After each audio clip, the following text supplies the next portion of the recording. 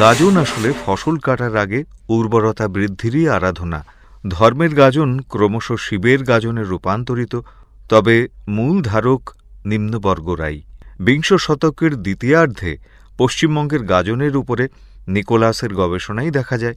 বামুন কায়েতদের মতো উচ্চ বর্ণের প্রতিনিধিরা গাজন চড়কের মূল উৎসবের বাইরেই থাকেন। ১৯ শতকের কলকাতা, বাবুর বাড়িতে গাজন ঘিরে তুমুল উন্মাদনা।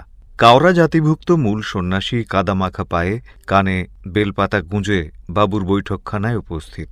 সাদা ধবধবে ফরাসের ওপর দিয়ে কাদামাখা পায়ে হেঁটে গেলেন। বাবু তাঁকে প্রণামও করলেন। প্রণাম পেয়ে বাবুর মাথায় আশীর্বাদী ফুল ছোঁয়ালেন তথাকথিত নিচু জাতের বুড়ো মূল সন্ন্যাসী।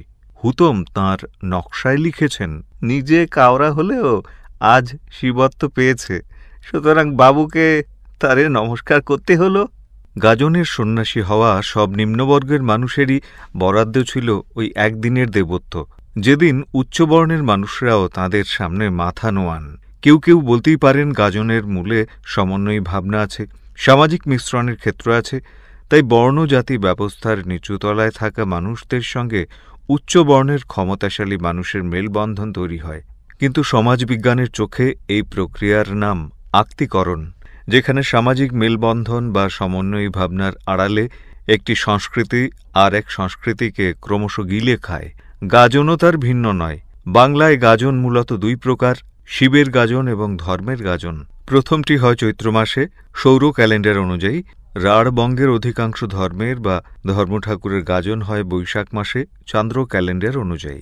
ধর্মঠাকুরের গাজন সম্ভবত প্রাচীনতর। আদি মধ্যযুগ থেকেই বাংলায় রাজাদের বিভিন্ন ভূমিদানের সূত্রে ব্রাহ্মণদের ভূস্বামী শ্রেণী হিসেবে উত্থান হয়েছিল। তবে শাস্ত্রীয় আচারে ব্রাহ্মণেরা কখনো কৃষিকে পেশা হিসেবে গ্রহণ করতে পারতেন না।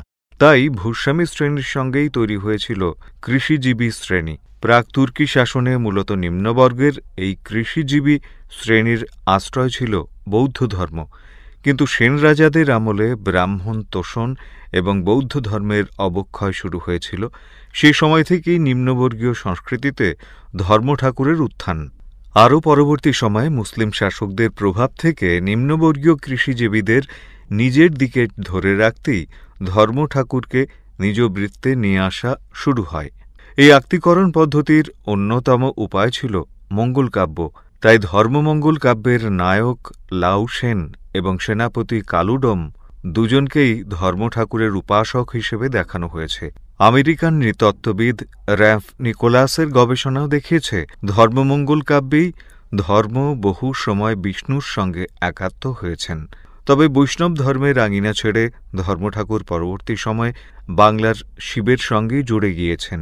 মনে রাখতে হবে, এই শিব কিন্তু পৌরাণিক শিব নয়, বরং তিনি বাংলার গ্রামীণ গেরস্থ শিব। শিবের গাজন নিয়ে গবেষণা করতে গিয়েই নিকোলাস দেখিয়েছেন, শিবের গাজন আসলে পৌরাণিক শিব, বাংলার লোকায়ত শিব এবং ধর্মঠাকুরের সংমিশ্রণ, যিনি বঙ্গের কৃষিজীবী সমাজেরই উপাস্য।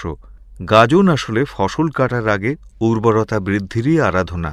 ধর্মের গাজন ক্রমশ শিবের গাজনে রূপান্তরিত, তবে মূল ধারক নিম্নবর্গরাই। বিংশ শতকের দ্বিতীয়ার্ধে পশ্চিমবঙ্গের গাজনের উপরে নিকোলাসের গবেষণাই দেখা যায়। বামুন কায়েতদের মতো উচ্চ বর্ণের প্রতিনিধিরা গাজন চড়কের মূল উৎসবের বাইরেই থাকেন।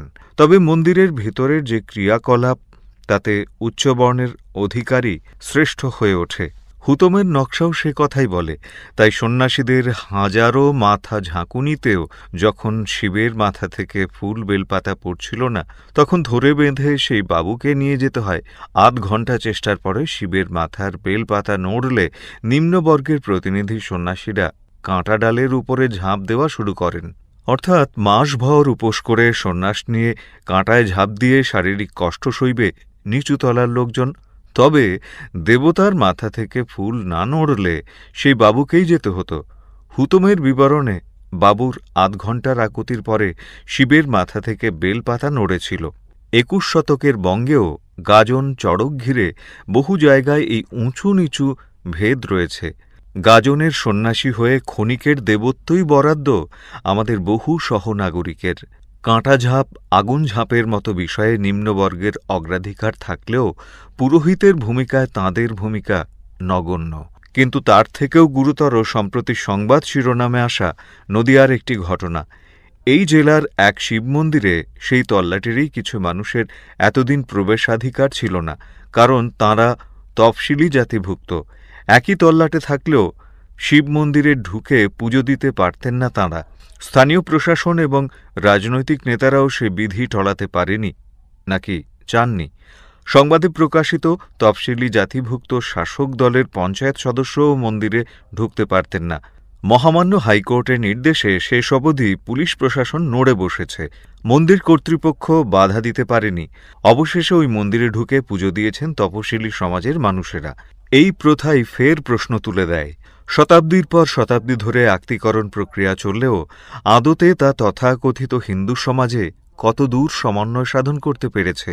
না হলে নিম্নবর্গের উপাস্যকে টেনে নিলেও উপাসকের প্রতি এই ভেদভাব কেন?